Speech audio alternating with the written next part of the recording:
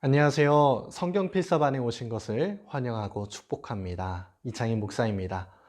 어느덧 마지막 시간이 되었습니다. 그동안 잘 필사해 오셨나요?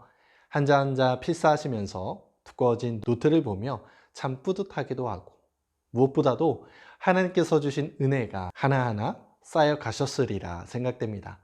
그만큼 이 성경 필사 5주가 참 짧게 느껴지는데요. 마지막까지 힘내셔서 필사하셨으면 좋겠습니다. 이번에 필사하실 범위는 잠언 25장부터 마지막 31장까지입니다. 이번 주는 마지막 7일차에도 성경을 필사하고 다음날 필사하신 잠언을 처음부터 끝까지 읽어보시면 좋을 것 같습니다. 잠언 25장은 인간관계에 대한 교훈을 깨닫게 해줍니다. 유다왕 히스기야의 신하들이 자료를 찾고 편집한 이 솔로몬의 네 번째 잠언인데요. 특별히 하나님과 화평하고 사람들과 화평해야 함을 알려줍니다. 충성된 사자는 그를 보낸 이에게 마치 이 추수하는 날의 냉수처럼 하나님의 마음을 시원케 함을 알려줍니다. 잠언 26장은 지혜자가 유의해야 할 것들에 대해 이야기합니다. 여기서 지혜자와 미련한 자를 구분하여 설명하고 있는데요. 미련한 자에게 잠언을 가르치거나 중요한 일을 맡기는 것은 위험하기 때문에 질책하며 징벌하는 것이 적절함을 깨닫게 해줍니다.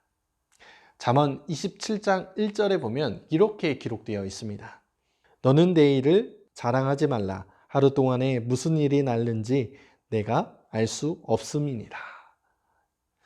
이 말씀은 인간의 한계를 말해줍니다. 이 말씀에는 인간이 하나님을 떠나서는 어떠한 의미도 찾을 수 없다는 교훈이 숨겨져 있습니다. 잠언 28장은 지혜자의 현명함과 탐심에 대한 경계의 말씀입니다. 이스라엘의 정치 혹은 왕의 통치와 관련된 내용들이 많이 등장하고 있는데요. 이러한 점들 때문에 왕의 지침서라 불리기도 합니다.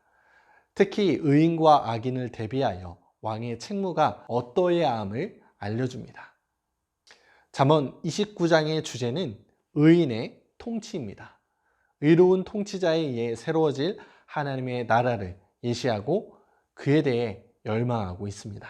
30장은 아굴의 잠언입니다. 아굴은 북부 아라비아에 정착했던 이스라엘의 후손일 것으로 학자들에 의해 추측되고 있는데요. 30장 중 5절, 6절 말씀은 마치 하나님께서 욥에게 말씀하신 것과 같은 구절이라 여겨집니다. 5절 말씀을 보니까 하나님의 말씀은 다 순전하며 하나님은 그를 의지하는 자의 방패시니라. 이렇게 기록되어 있습니다. 여기서 하나님의 말씀은 백성들에게 약속된 소망과 안전을 뜻합니다.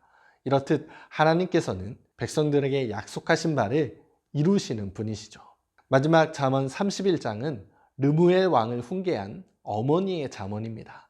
이 전반부는 왕으로서의 책임을 강조하며 여자와 음주에 대해 경계하고 있고, 그리고 후반부는 지혜로운 여인이 어떻게 살아가야 하는지 알려주고 있습니다. 지혜로운 여인은 가정에 여호와의 복을 가져다주는 중보자이며 부지런함과 여호와를 경외함으로 평화로운 열매를 맺게 됩니다. 이렇게 해서 31장까지 살펴보았습니다. 오늘 필사하실 때 한자 한자를 묵상하시면서 우리에게 살과 피가 되는 말씀의 시간 되길 소망합니다. 제가 기도하고 필사하겠습니다. 사랑의 하나님, 감사합니다. 우리에게 귀한 말씀을 허락하여 주시니 감사드립니다.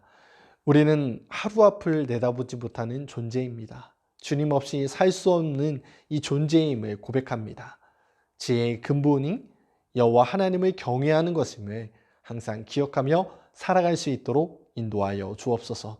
주님께 충성된 이 사자가 되어 추수하는 날의 냉수처럼 주님의 마음을 시원케 하는 자들이 되게 하여 주시옵소서. 주님, 필사하는 시간입니다. 이 시간을 구별하여 하나님께 드리오니 말씀의 은혜가 우리의 삶의 열매로 맺어질 수 있도록 축복하여 주옵소서. 지금도 살아계셔서 우리 가운데 역사하여 주시는 예수 그리스도의 이름으로 간절히 기도하옵나이다. 아멘.